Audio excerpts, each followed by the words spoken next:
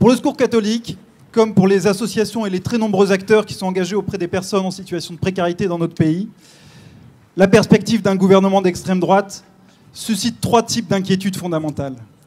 Une grande partie des femmes, des hommes, des enfants que nous accompagnons seront privés de l'accès aux soins, expulsés de leurs hébergements et jetés à la rue, harcelés par les forces de l'ordre.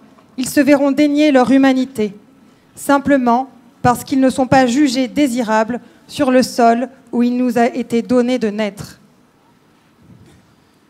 Dès lors que nos associations continueront d'accueillir et d'aider de façon inconditionnelle les personnes en situation de détresse que nous rencontrons, nous serons très certainement entravés dans notre action par des contrôles de police sur les lieux de distribution alimentaire, par la fin des subventions et de l'exonération fiscale sur les dons.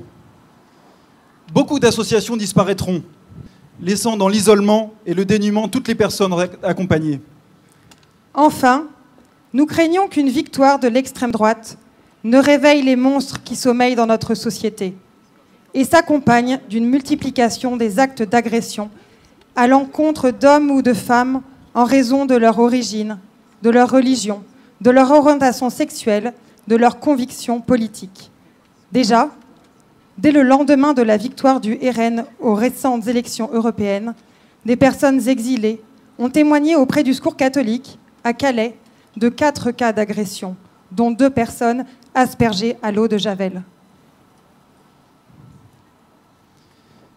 Ce que vous avez fait au plus petit d'entre les miens, c'est à moi que vous l'avez fait, nous enseigne Jésus. Alors, en lieu et place de ces perspectives funestes, nous voulons proclamer une espérance, justice et espérance. Celle d'une société qui mesure son état de santé au sort qu'elle réserve aux plus vulnérables. Non seulement parce que nous reconnaissons en ces personnes vulnérables le visage de Jésus, mais aussi parce qu'ils sont le signe que la promesse que nous nous faisons de traiter les autres comme des êtres humains est tenue. En défendant les droits et la dignité des plus petits, ce sont les droits et la dignité de tous que nous défendons.